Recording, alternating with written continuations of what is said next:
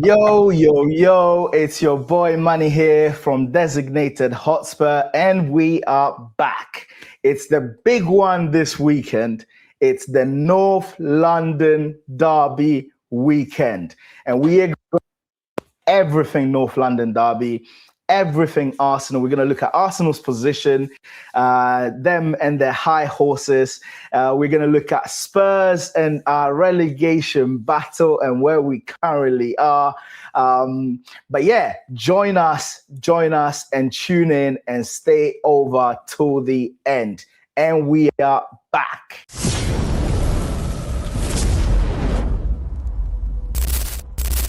Guys, welcome back to Designated Hotspur. It's a big one, guys. It's a big one. But let's get the formalities out of the way. Please smash the like. Please subscribe. Please share. Please hype. The goal is still 1K. I don't know why I haven't got to 1K yet, considering the fact that I got to 900 subscribers in 4 weeks. But that's just by the by. I'm not moaning. But please smash a like, subscribe. And it's the big one. And to talk about the big one, we've brought in big people. I've brought in Mark Kent from Mark Kent TV. This guy is one of the top Arsenal guys. He's got a season ticket. He's featured on AFTV. And he is here to talk everything North London Derby. First and foremost, Mark, how are you doing? How is everything going? Yeah, let me know, man. I'm good, Manny, and I appreciate you bringing me on the channel. I feel like I am in the enemy camps right now. So I will try to be as respectful as possible. Yeah, none of that group chat behavior on here now. Listen, you're coming to our ends. Even though as I was looking at things, I was thinking, this is not looking good for Tottenham, but hey ho. Guys, listen, Mark has just started his YouTube channel. So please, lovely guy. Apart from when he's talking about PGMOL, he talks sensibly about everything. Please go there to his channel, like, subscribe, all the shebang, and let's push him as well as my channel. So Mark, no worries, man. Mark, listen, I think where it's best for us to start talking about this North London Derby is actually looking at our current position as Arsenal and as Spurs, because I don't think I've ever seen how us having such a different season, a parallel season, as much as we are this season. I mean, last season, obviously, we finished 17th, but I know a lot of Spurs fans don't want to hear it, but we were literally, the latter part of the season, we're focusing on the Europa League, full stop. We had loads of injuries with Ange as well, etc. So we weren't really in a relegation battle. And you guys last season finished second or third? Second, actually. You finished just behind Liverpool, but again, it wasn't really a proper what's it called? A proper title race like the last few times you finished second. So what is your feeling about Arsenal at the moment? Because I was looking at you guys and I took some notes and I literally went from competition to competition, right? FA Cup, you've just gone through by beating Wigan. So you've gone through to the 5th round of the FA Cup. You literally dismantled them 4-0. You're in the Carabao Cup final. So you beat Chelsea quite comfortably, to be completely honest, because you beat them away from home. And then at home, you just didn't feel the need to do anything else. In the Champions League, you're top of the group, right? 8 games, 8 wins, 3 points above second place Bayern Munich, which, by the way, you dispatched at home as well. And then you're top of the Premier League, 4 points ahead of City. So what's the feeling having a season such as this one? Yeah, everything you said is true about Arsenal this season, and sometimes we look at it and it's a pinch yourself moment, because we've seen the seasons where we're 8th, 5th, and nowhere near, not even qualifying for Champions League and that sort of stuff. So Yeah, yeah. that's not even in distant memory. That's in recent memory. So when we have to, I miss those days, man. So when we look at it now, when we look at where we are now, we have to have the backdrop of those times, which was tough for the Arsenal fan base. It was difficult. So where we are now is amazing. And like you said, we have a perfect record in FA Cup, Carabao Cup, Champions League, and we've done okay in the Premier League. Yeah, we've about that. Yeah, you have basically won every game in the Carabao Cup, Champions League, and the FA Cup. Yeah, that makes me sick, man.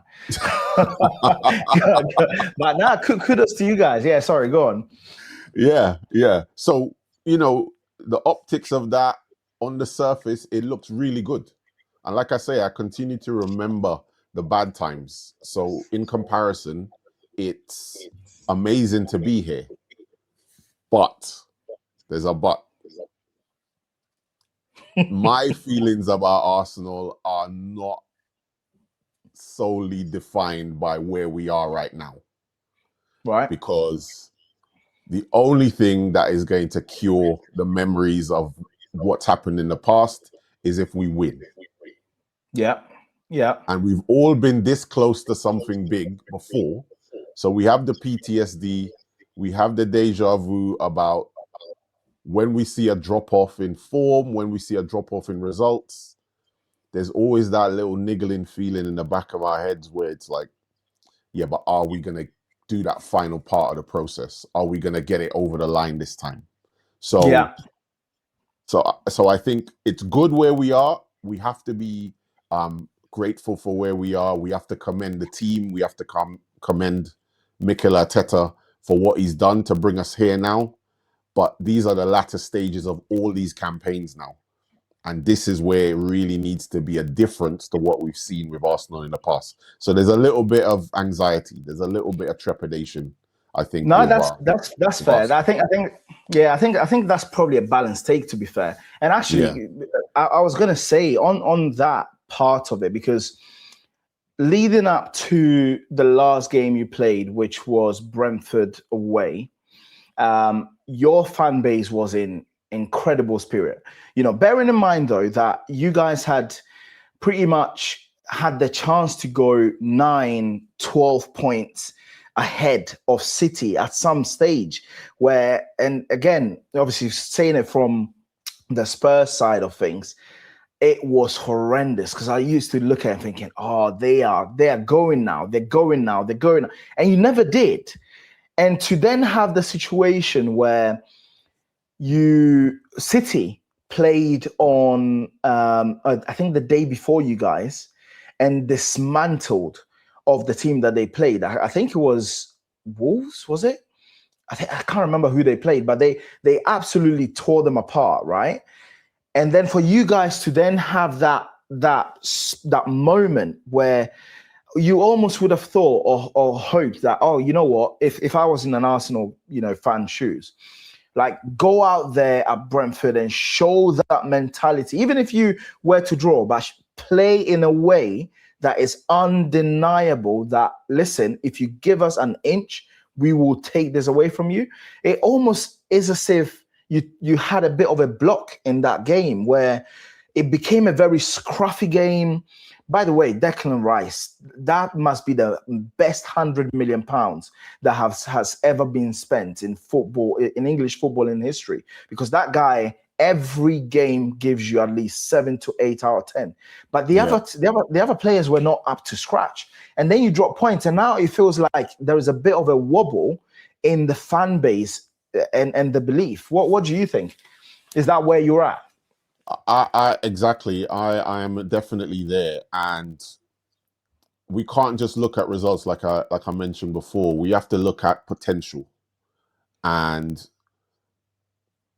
the potential of Manchester City is to go on a run. We know they haven't shown that level of consistency so far this season, but we know the potential for their mentality to just laser focus at the end of a season.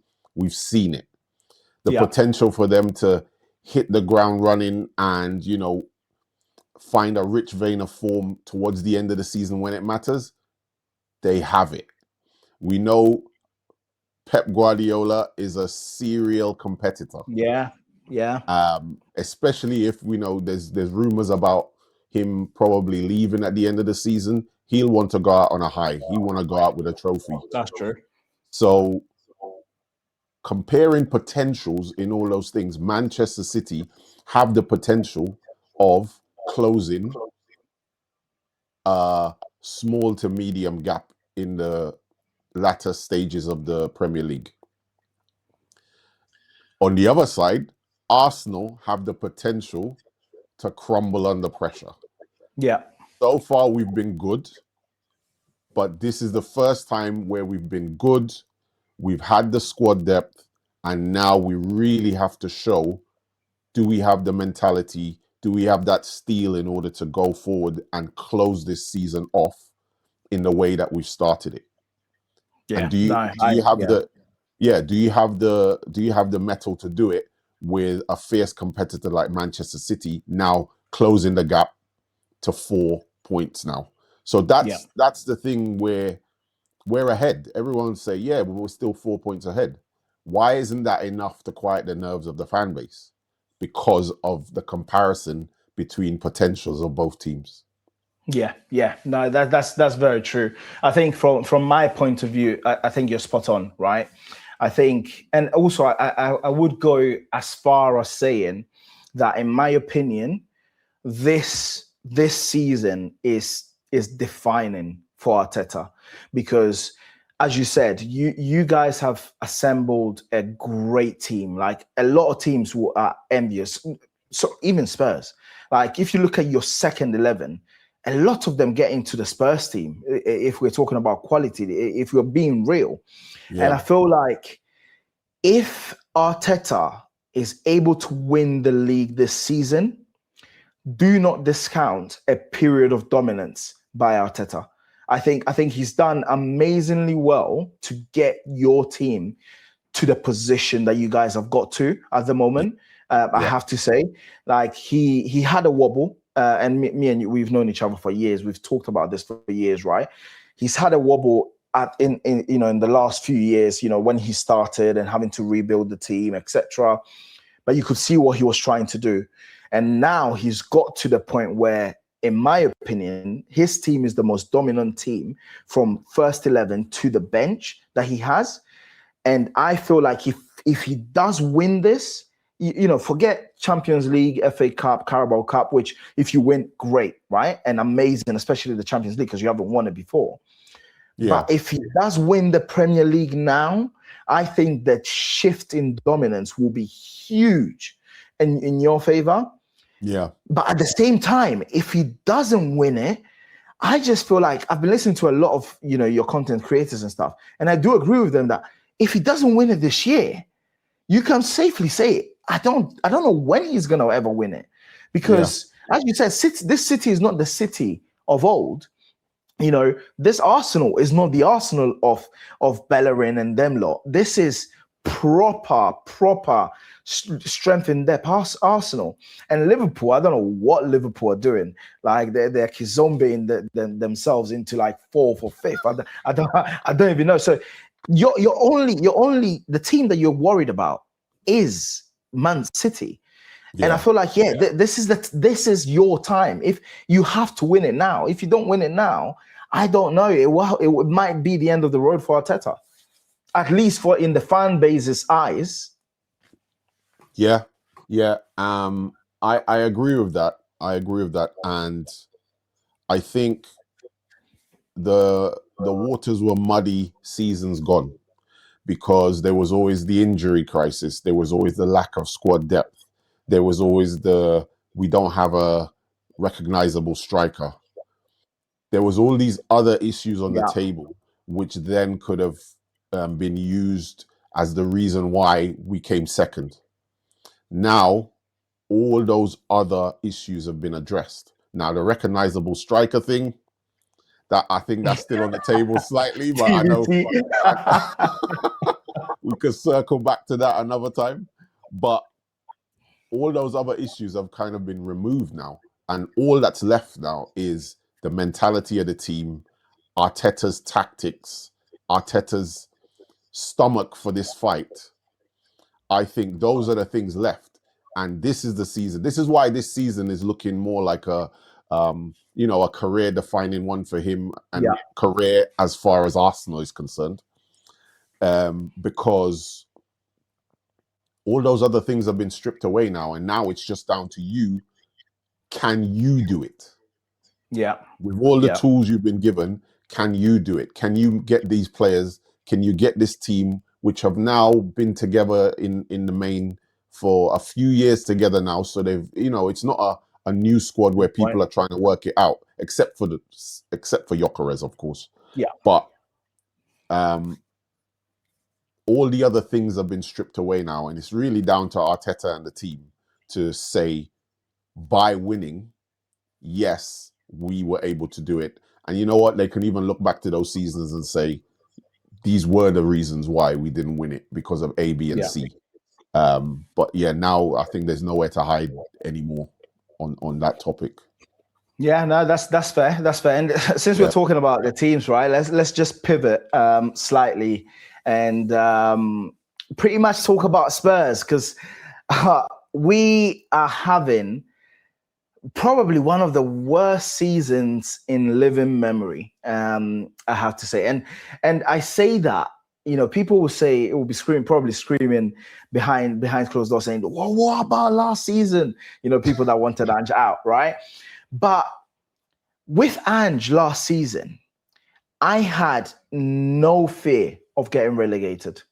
Now, it could be attributed to a lot of things. You could say the three teams that went down were one of the worst teams that had come up the year before. Whichever reason it is, I had no fear of going down. So we kept losing. We lost 22 games, and each time we lost, it was turgid, it was tiring. But one thing that I knew was that we're not going to get relegated, and we're focusing on a cup that I know we can win, right? This season, we are in waters I, as a Spurs fan, have never felt before, right? And bearing in mind that obviously I started supporting Spurs in 2012 when I came here. Spurs was the first stadium I got taken to. I fell in love. I was like, right, love Spurs. I've never, ever felt like that before.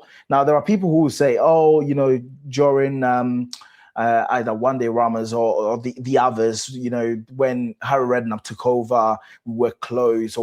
But even they will tell you that we've never really been that close. And let me just point a few points to you so that you understand how close we've been, right? Yeah. So we've gone way past the mid part of the season. We are on 29 points as Spurs, right? We are 2 points off Forest, who is 17th, and we are 5 points off West Ham. And hear this one out, and I know obviously, because you've been in the group chat. Yeah. Those 5 points would have been 3 had Šeško not scored for United in the 95th minute. Right, so we are talking about, we could have gone in the North London derby this weekend on the 26th on Sunday. 3 points ahead of West Ham, playing the most informed team in the league, being Arsenal. That would have been such a precarious position. Like I don't think I've ever felt this scared before of being so close. And we both have mutuals in West Ham fans. Shout out to Josh, right? Who is gaining confidence with Nuno, increasingly saying, no, we are going to stay up. And the more he says we're going to stay up, the more, as a Spurs fan, you start thinking, well, if he stays up, someone is going down. And who the hell is going down? Because it could be Forest, but it could be us. you know what I'm trying to say? And I was looking, before we got on here, I was looking at our next league fixture. So we got you guys at home. We then got Fulham at home, which in my opinion is a must win. We got Palace at home, another must win game. I don't care who is in charge of Palace. At home, we need to win. And then we got Liverpool away, where we never win. And then we got Forest at home. And bearing in mind, even though Forest are 17th, they've got great players, right? So I'm not even confident that we're going to win that game at home. So yeah, it's been horrendous, as a Spurs fan in the last few months, and we will get onto Thomas Frank's sacking.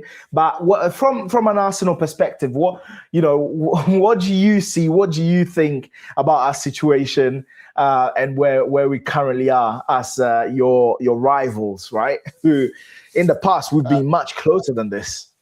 Yeah. I mean, I like I said, the bad days are in living memory. So I remember the times where you were beating us to those Champions League spots. We were just missing out, and that was only a few years ago. With regards to you guys and where you are, I think before I'll circle back. I'll go via Arteta. Right.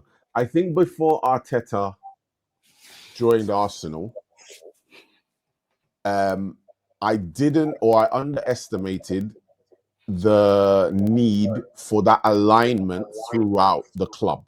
And when I say throughout the club, you mean the board, the owners, the manager, the staff, the players, and the fans. There needs to be alignment between all of those things. And with Arteta,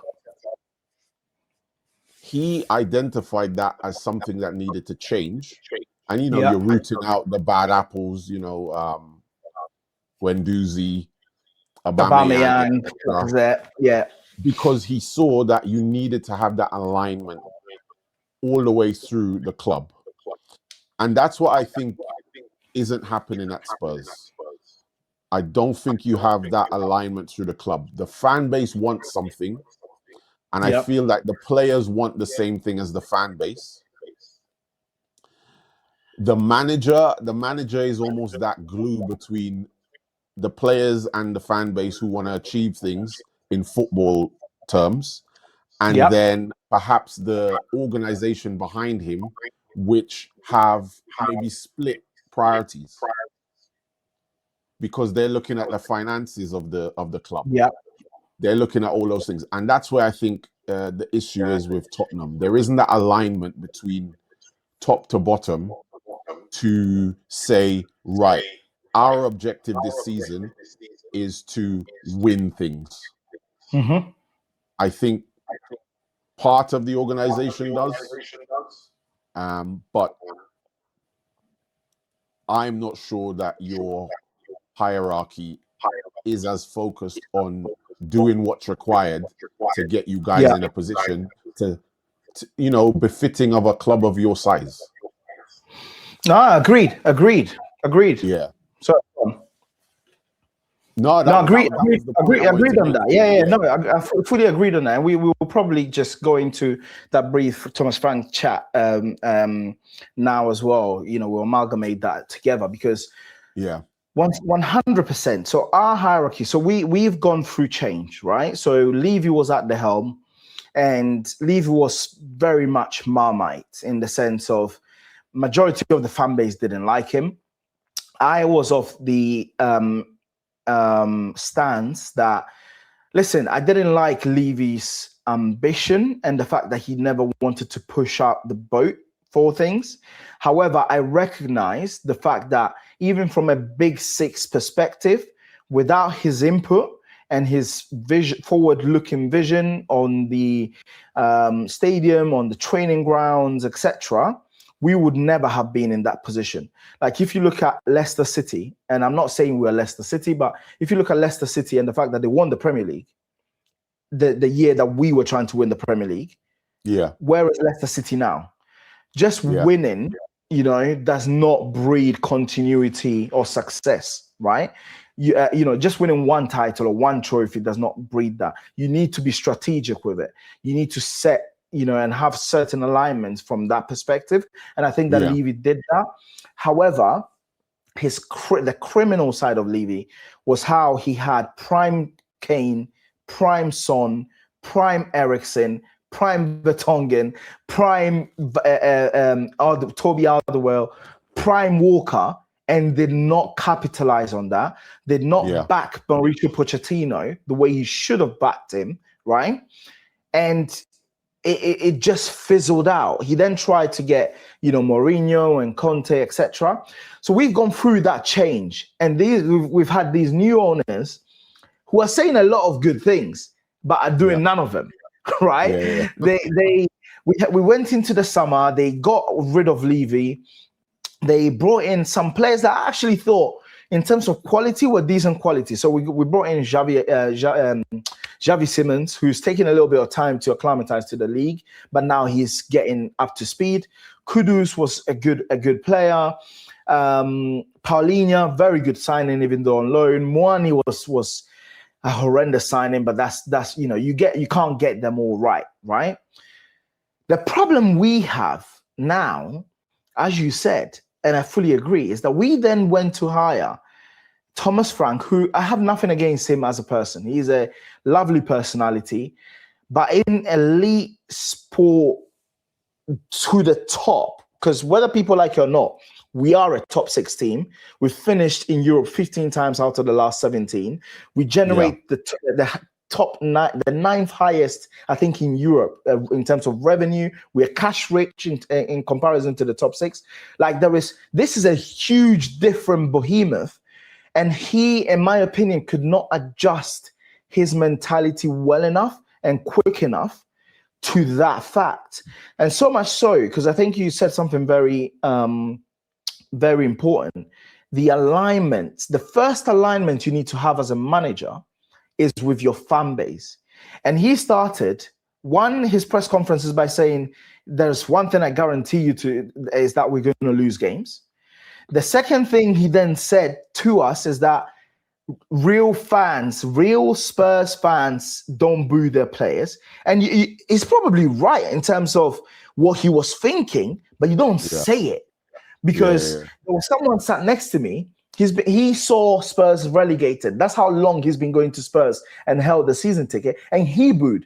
Everyone is different. So you can't tell this guy that he's not a real Spurs fan. And that is where he started. Especially as we just walked in the door. Exactly. And that's where he started that major disconnect. So as you said, you're right. We have a disconnect with the ownership because they're not being aggressive enough. The new ownership, if you want to call it, they're not aggressive enough in where we want to be, right?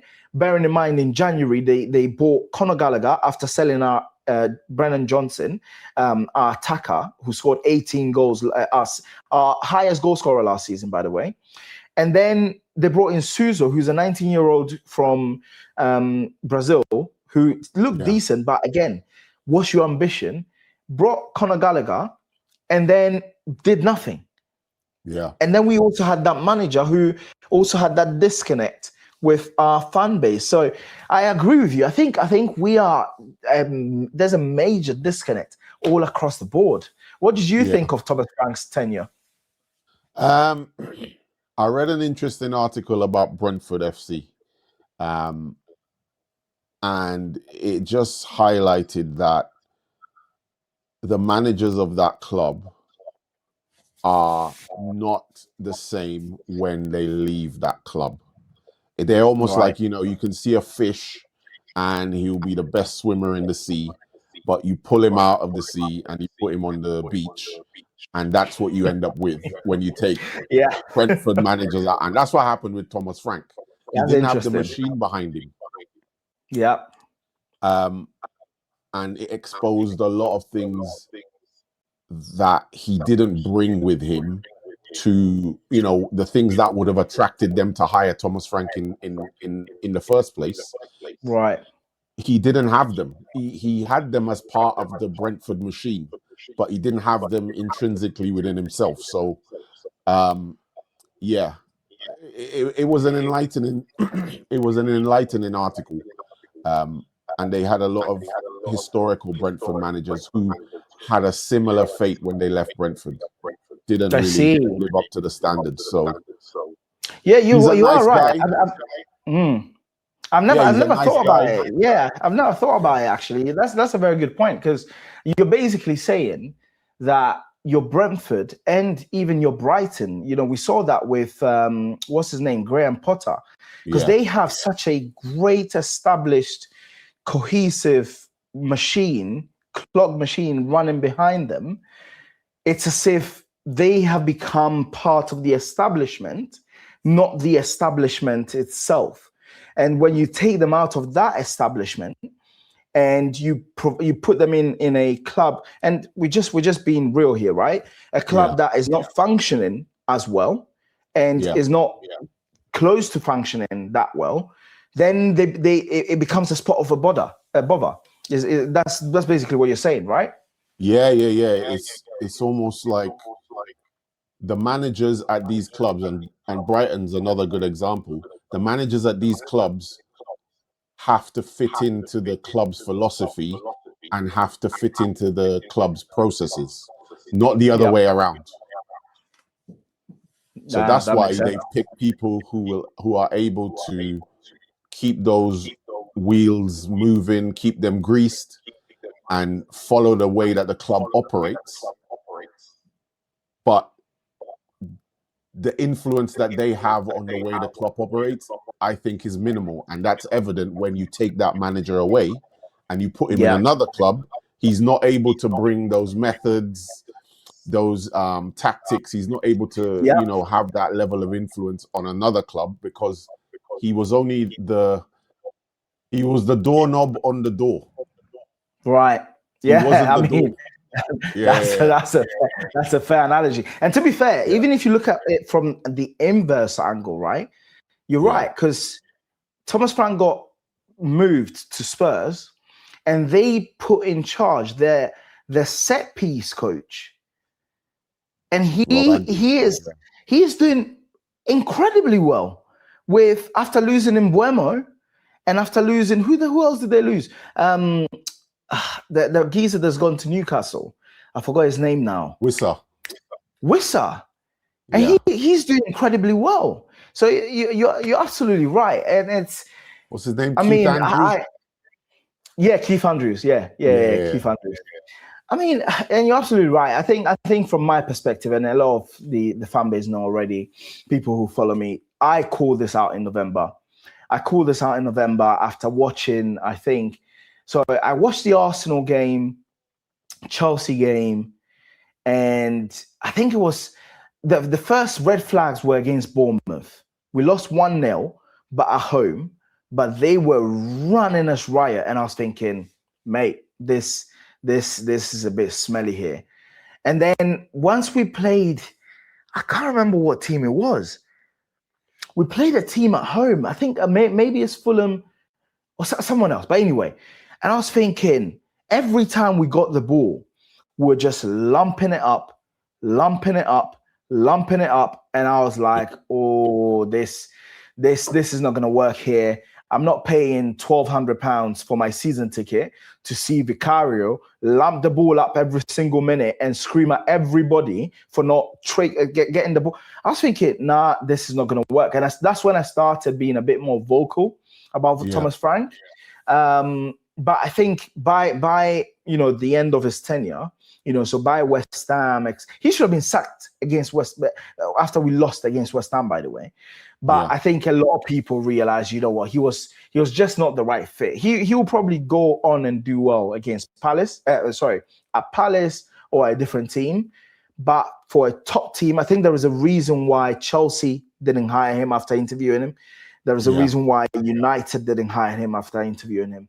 And I think for us, we were so set on going so much to the opposite of Ange that we've gone off a cliff on the other side of things. And I think that's where we are. But he's gone. I don't even want to talk too much about him.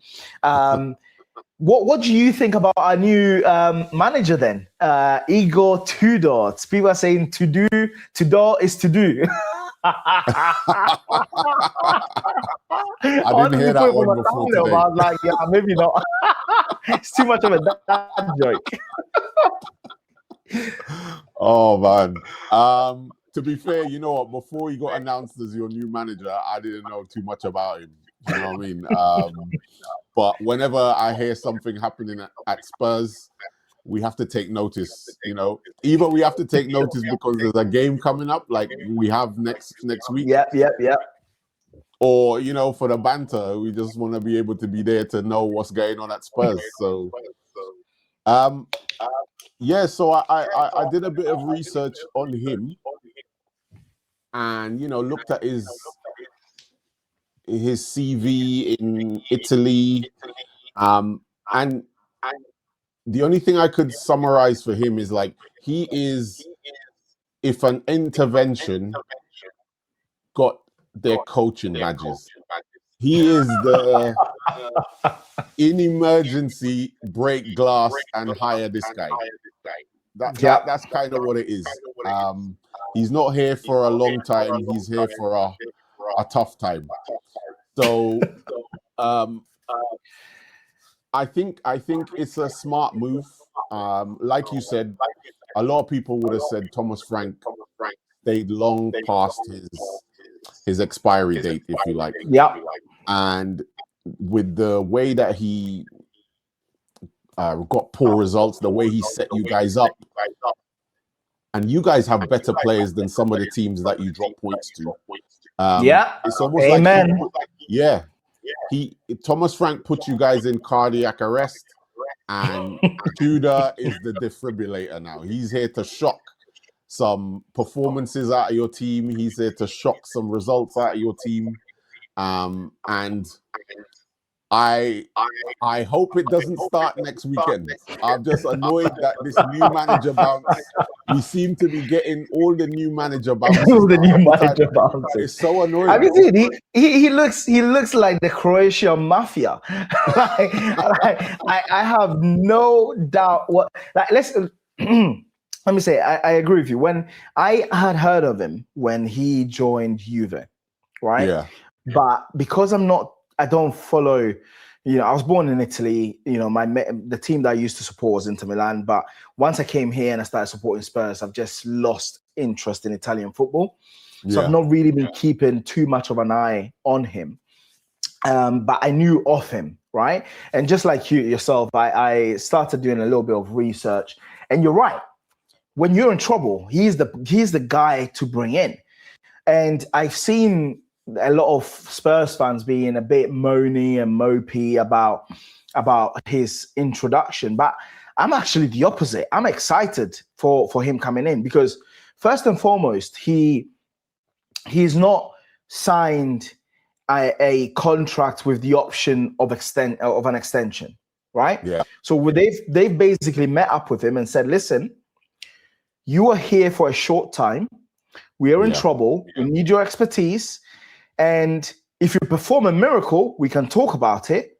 But best believe we're not looking to do that, right? Yeah. And that I think is a great place to stand as a board to say, listen, you do what you need to do, and then after we will talk. You've been sacked by Juve.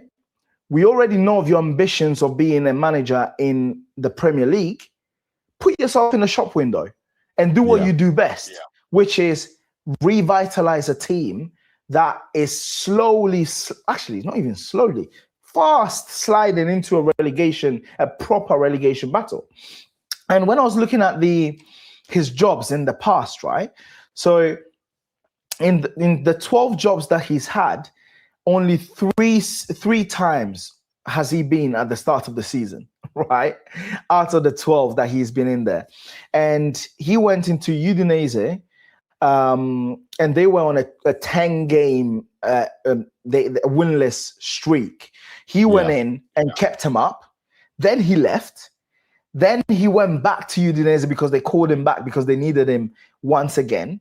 When they called him back, he literally ended up in 12th place with that team. Then he left again. So there are a lot of times where he just decides, you know what, this is not for me. I'm just going to leave. Yeah. Verona called him and they had their best season in years, and they finished in 9th place. Again, they were in trouble at the time. Marseille got one of the best tally. I think that he got brought in when they were having a bad patch, and he amassed as many points and more points than they did the previous season in the entirety of their season. And then obviously they had the points at Lazio where he only lost one game, and that was to Roma, out of the 9 games that he was brought in to oversee. So he is your big time firefighter, big time, and that's what excites me. He looks like he's part of the Croatian mafia. He is a big time firefighter, and I feel like that's exactly what our players need. Like, people are going to say, the only red flag is the fact that he's never coached in English football before. Yeah, but I mean, everyone watches English football. Everyone loves English football. So I don't know. I actually feel excited about it. I don't know what you think. Yeah, I wonder about. There are probably many reasons why Tottenham has performed the way they have with Thomas Frank in charge. And it's not gone unnoticed that Thomas Frank was very much a nice person. I don't think he understood the rivalry between Tottenham and Arsenal. Oh, I forgot about that. Yeah, and I think also that would have grated on the players. So one of the things I'm thinking that is going for Igor Tudor is that he's not Thomas Frank. Yeah. He's going to come in and the players are going to be like, right, at least we don't have to hear about Arsenal anymore. Maybe they'll have that opportunity or that appetite to listen to what he has to say, try new things, try to play perhaps to their potential and not come out with a bad attitude. So I think that's one of the things that's going to be playing in his favor, that he's going to be almost like a breath of fresh air in the dressing room. As far as his tactics, that remains to be seen. Yeah. I don't know have you guys got a midweek game? I can't remember. No, you don't. So do you guys have a midweek game? Yeah, we've got Wolves next. Oh, I see. Yeah. I didn't know that. Okay. The congestion of fixtures is real for us right now. It looks like it. So his first game is going to be against Arsenal.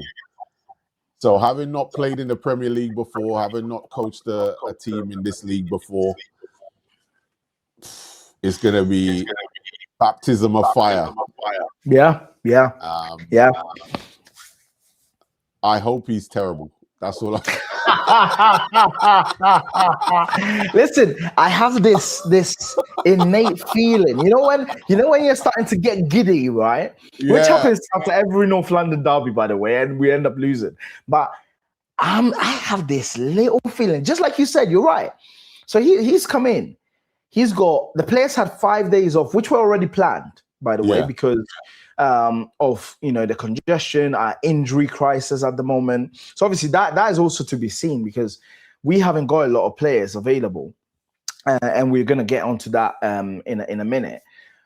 But the players have got 5 days off, with a manager initially, with a manager that has been sacked, that I don't think they really liked per se. They still played for him, but I don't think they really liked him.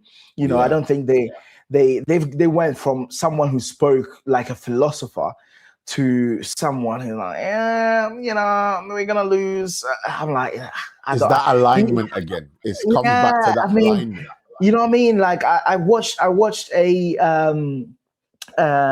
video of him in the press in the dressing room, and I was thinking, mate, if I'm a footballer, I don't know whether this person is motivating me to go out there and perform for 90 minutes, right? Yeah. Whilst they've got 5 days of that. Now coming back to a manager who's no nonsense, takes no prisoners, is coming in from Juventus, even though he got sacked, but that's where he was at. He was even the number 2 of Pirlo, like the UK people say. Pirlo is in Italian.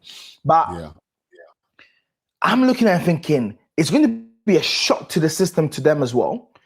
I think players that have that strong mentality, that win mentality in the team are going to thrive in it. And he used to work with Dragushin.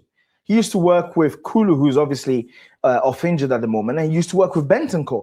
So I feel like I've just got this little feeling I was making me think, North London derby. I wonder whether we got something for you guys, especially as you guys are now 4 points behind, ahead of City.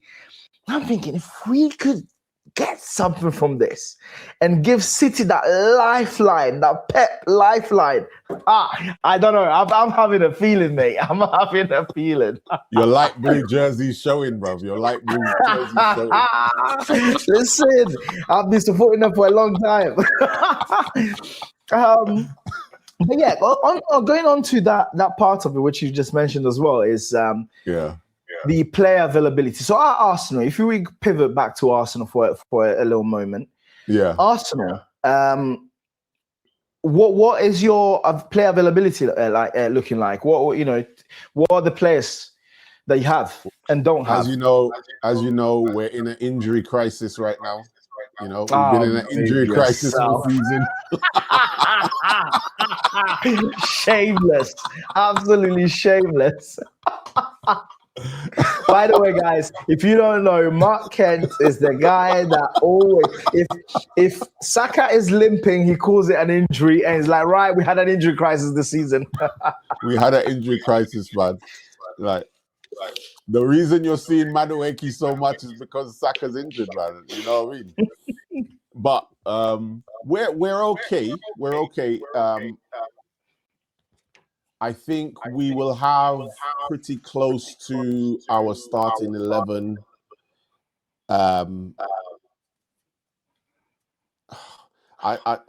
What's been frustrating this season is the amount of injuries in training or knocks in training that have happened, and that happened quite last minute. We've had Saka have one, Calafiori had one. So a lot of these kind of things. So I'm almost like Arteta, man, relaxing training. Relaxing the training a little bit. But I think we'll have maybe like a 90% strength team. Okay. I think we'll have a 90% strength team. And at the moment, you guys, is Saliba back? Yeah, he played in the Wigan game. Oh gosh, right. Yeah. Fair enough. Yeah. Oh, and you guys at the moment, you guys play 2 different 11s depending on the strength of the game, right?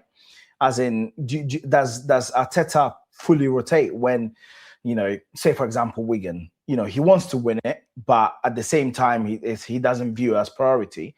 Did you guys fully rotate? What do you think is also you're going to play in terms of strength? Do you think you're going to play your first team on Wednesday, knowing that we've got the North London derby coming up? So he didn't fully rotate, but he probably did like 70%, because like I said, Saliba played, Trossard played. So you can't fully just take the team out. Yeah. You still have to have some stability in the team. But people like Timber was rested. Ben White played instead. Because of the knock, Saka play. I think maybe he wanted Saka to get some minutes as well, though, coming back from injury. So, I think majority of the team was rotated for Wigan. For Wolves, I reckon he's going to go with a pretty strong team for Wolves for a couple of reasons.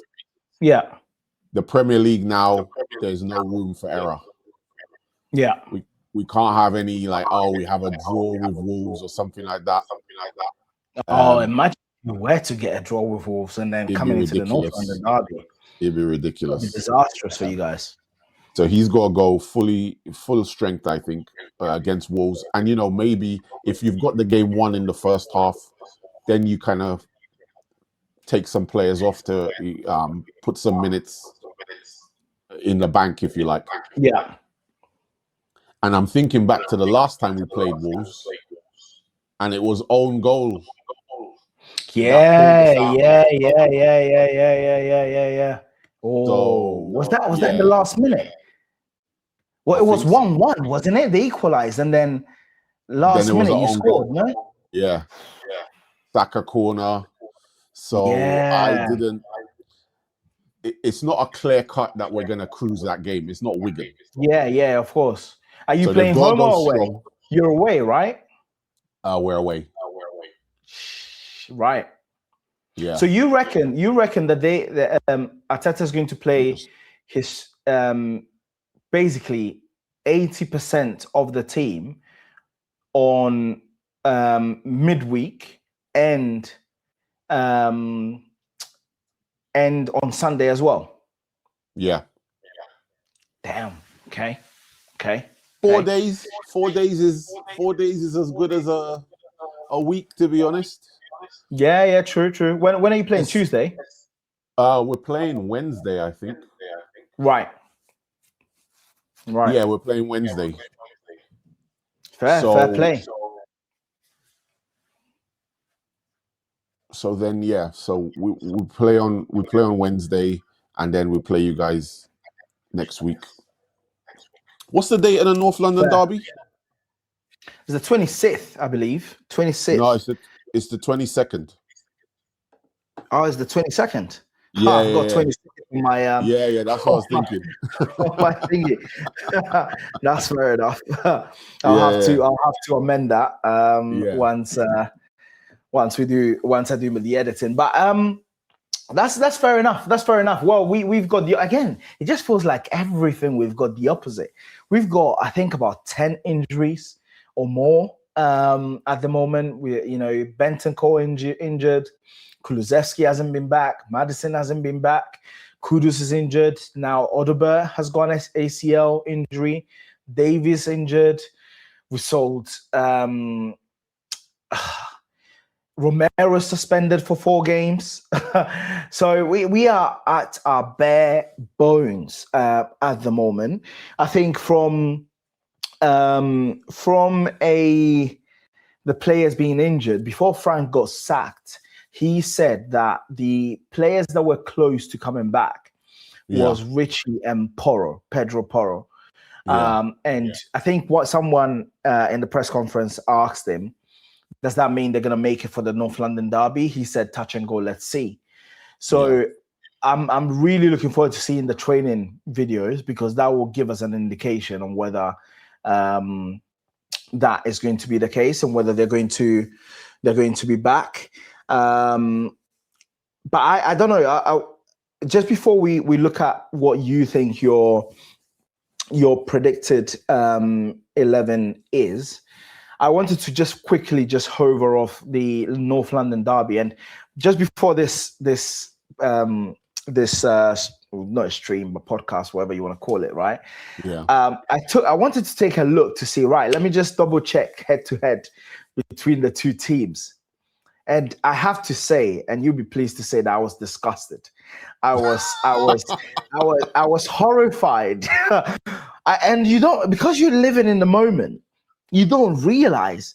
And I looked at it and I was thinking, 1, 2, 3, 4, 5, 6, 7.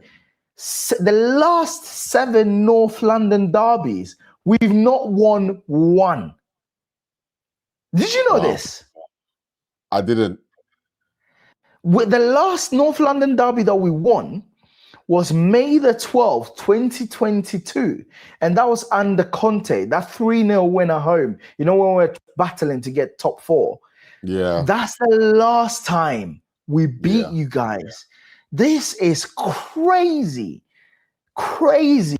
Like, this is now, it's overdue. It's overdue. I'm thinking, we need to do something about this because this is crazy. Yeah, I was shocked. I was absolutely shocked. But where do you, on your side, where do you think that this battle will be won or lost? From a tactical perspective, player perspective, whichever angle you wanna take it. So I'm going into this game quite confident. No one knows what's going to happen in the Wolves game.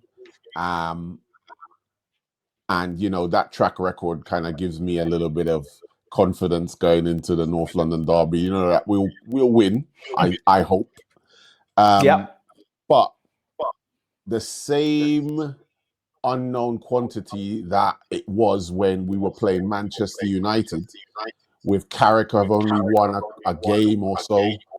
Yep. You haven't got the background of his games or tactics to look at to say, this is his strategy. This is how he utilizes these players. This is how he sets his team out. This Igor Tudor, I have no idea what he's going to bring and how he's going to deploy that team. Yeah. That being said, I still think we should win, and I think we have no excuses because of how many injuries you have, of Captain Romero being out. We need to get 3 points at this game. But as far as understanding how your new manager is going to set up against us, I don't know. I don't know. I imagine he might start playing some sort of defensive mid to low Probably. block like that. Yeah. Probably. Yeah, no, I agree with you. I think from a footballing perspective, obviously, I think you guys are gonna dominate the possession. I think in the past few years, the only time I've seen you guys not dominate the possession against us has been when you beat us 1-0, the Gabriel header under Ange, where it was purposeful. Arteta came into that game saying, right, well, Ange, you want the possession, you take it. Try and break us down if you can. And what we're going to do, we're going to be resolute in defense and then nick it, which is exactly what you did. I thought from our perspective was very naive, to be completely honest. Whilst in this instance, you're right. I think Tudor coming in, his preferred formation is 3-4-2-1 or 3-4-1-2. And with 3 at the back, the problem that he's going to have with our team is the fact that Romero's suspended, Davies is injured, and Danso is injured as well.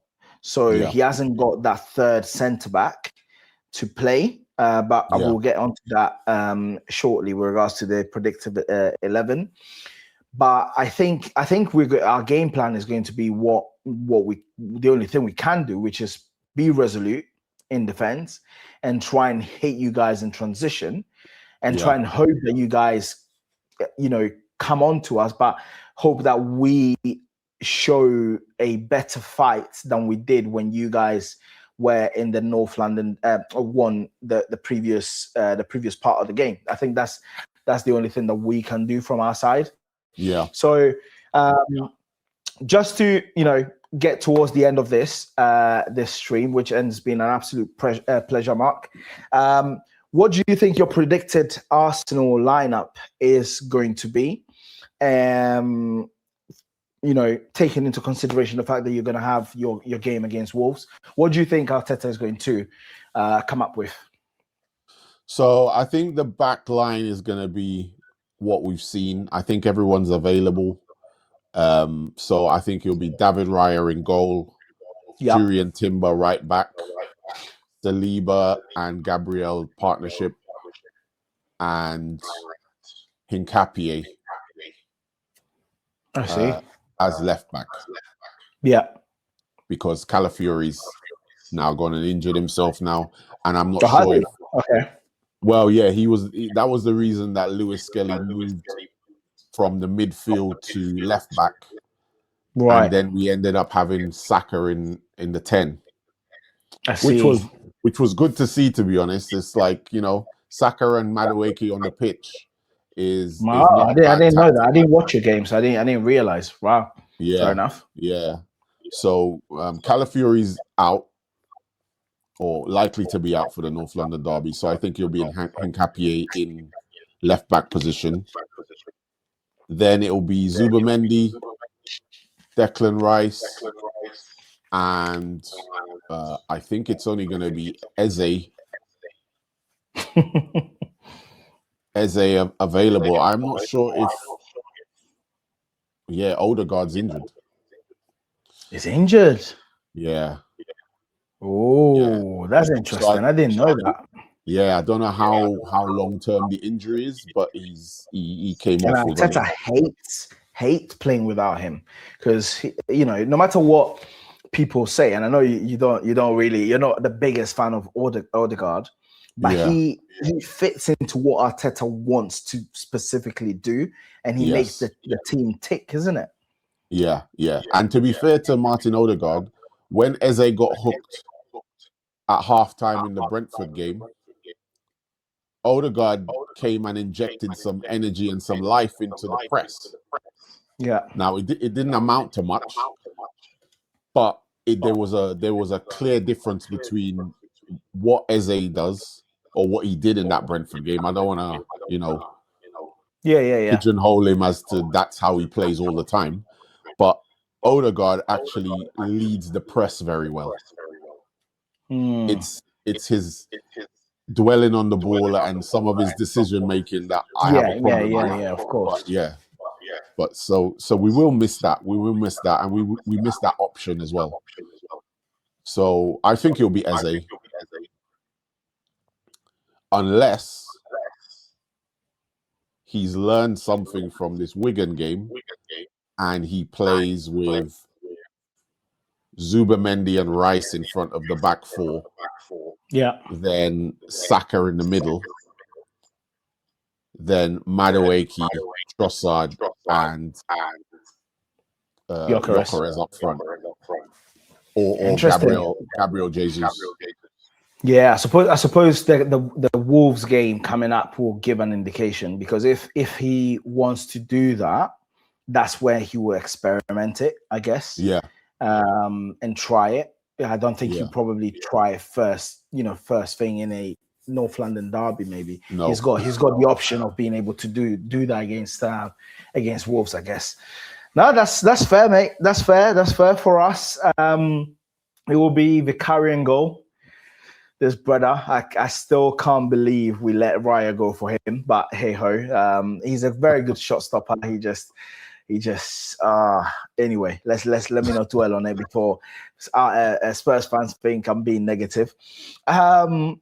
We're gonna have a partnership of Van de Ven and Dragusin. Dragusin has actually been quite decent since he's come in, considering the fact that he did under Thomas Frank. He was not playing at all. Yeah, the guy's been fit, I think, since September or October, and Thomas Frank just did not play him.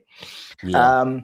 We're then going to play Spence at left back, which is a big shame that Spence has just come back from injury, but we still having to play him every single game. But that's where we are. And it really depends on whether Tudor is going to go and play his preferred system. I think I saw a stat that way above 80% of his games he's gone on with a back three. So I will go with a back three. Let's just say he goes with the back three. It will be Paulinho in defense, so right centre back, Van de Ven left centre back, and maybe Dragusin as the middle centre back. Spence Paulinho in defense. Wow. Yeah. So we've played Paul. So Frank in the back three has played Paulinho in defense, I think twice or three times in the past couple of months, and each time he played there against Frankfurt, had an incredible game. So yeah, I think if he wants to really go three at the back, he will play Paulinho there, and then play Van de Ven on the left, and then play Dragusin in the middle. The that would mean Jed Spence as left wing back, and at the moment we've been playing Gray as right back. But if Porro is available, Porro will go straight in. He will go straight in because he hasn't played in a long time. But I think what it gives Tudor is the comfort that he doesn't leave Trossard against either Gray or Porro, in a 1v1 as a right back, because as soon as you do that, they've bypassed your entire defense, right? Yeah. So I think that's maybe what he's going to do. He's then going to have probably Gallagher in the middle and maybe Pape Sarr. I would say, unless Bissouma really impresses him in training, because again, Bissouma, people don't like him because of his shenanigans and antics off the pitch, but when he wants to be, he's a very, very good midfielder. And then I reckon he's gonna go two up top. Yeah, I think he's gonna go Kolomwani and Solanke up top when we have the ball, with Xavi Simons behind them. And when we don't have the ball, he will probably let Kolomwani just drop into either that left-hand channel or right-hand channel to cover and help, and Xavi to drop and then leave Solanke up top by himself. But he hasn't got many options, Mark. He hasn't got many options. That's all he has to play with. So either back three or back four. Those are the same players that you have to choose from. So we are very light. We are very light at the moment. But finally, what do you think your score prediction is? What do you think the score is going to be? What's your score prediction for this North London derby, Mark? North London derby away at the Tottenham Stadium. I don't like your keeper. I don't like your keeper for defending set pieces. So I can see at least one goal from a corner. He is horrendous at corners, man. Yeah. I honestly, I'm frustrated for you guys sometimes just because of the way he flaps at the ball. It's just like, I'm like, bro, what are you doing?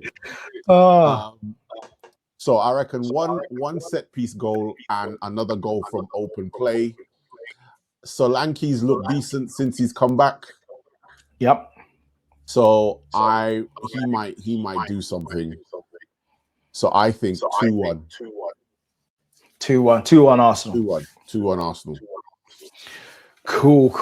Well, so I have, for my score prediction, I had 1-1 draw. But after thinking a bit carefully, after realizing who we've got in charge, right? I don't know. I feel like there is a lot of things in play at the moment. And this is, I know this is the point where Spurs fans are like, idiots, what's wrong with you? But I actually think the pressure that Arteta is going to be under to win this game, he will have no choice but to come out the blocks and try and fire, and come out firing.